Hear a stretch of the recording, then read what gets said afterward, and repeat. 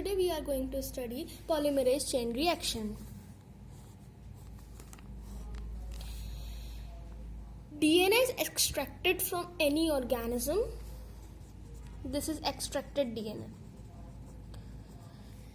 And we have taken a segment of DNA from this extracted DNA. So polymerase chain reaction is also known as PCR. What is the function of polymerase chain reaction? In polymerase chain reaction, we multiply the copies of DNA. This is the DNA. This is double-stranded DNA. First, we are going to heat this DNA to denature this DNA and divide it into two strands, or we can just separate it into two strands.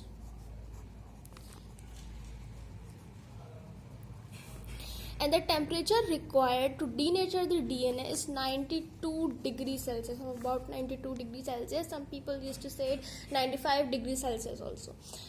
So by denaturing the DNA, we have separated the two strands, and then we need to add primer. इसको DNA को multiply करने के लिए DNA में add किया जाता है. अब होता क्या है कि इस प्राइमर को जब हम इन दोनों स्ट्रैंड्स ऑफ डीएनए में ऐड करेंगे, और ये डीएनए पॉलीमरेज है. DNA polymerase is a enzyme which is used to replicate DNA. होता क्या है कि हम जब तक हमें डीएनए को रेप्लिकेट करना है, डीएनए पॉलीमरेज करेगा. डीएनए पॉलीमरेज अपना काम प्राइमर के बगैर नहीं करेगा. प्राइमर हम ऐड करेंगे ताकि फिर प्राइमर कॉम्प्लीमेंट्री बेस पेयरिंग कर रहा है इस डीएनए के साथ. हम प्राइमर को ऐड करेंगे ताकि जो प्राइमर है वो आगे फर्दर हेल्प कर सके डीएनए पॉलीमरेज को. ये कॉम्प्लीमेंट्री बेस पेयरिंग करके ये पूरा जो डीएनए सिंगल स्ट्रैंडेड डीएनए है इसको डबल स्ट्रैंडेड डीएनए में. तो आप देख सकते हैं कि दोनों तरफ से डीएनए पॉलीमरेज काम कर रहा है. अब जब हम प्राइमर को ऐड कर रहे होते हैं डीएनए में, तो उसके लिए हमें टेम्परेचर चाहिए होता है 65 डिग्री सेल्सियस का. और जब डीएनए पॉलीमरेज अपना काम कर रहा होता है उस वक्त हमें टेम्परेचर चाहिए होता है of about 72 to 75 degree Celsius ना. अब होता क्या है कि अब आप देख सकते हैं कि ये डीएनए ने अपना काम किया और रेप्लिकेट कर दिया, इसको डबल स्ट्रैंडेड डीएनए बना दिया.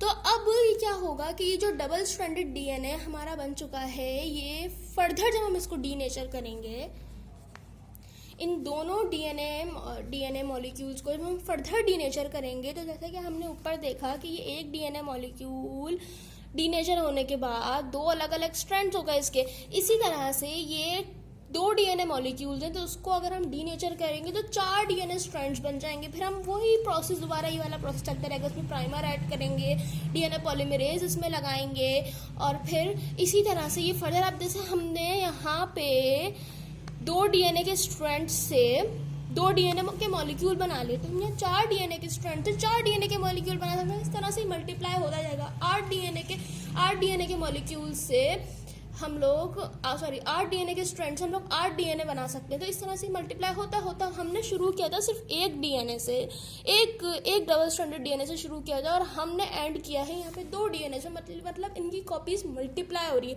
मल्टीप्लाई बाय 2 हो रही है.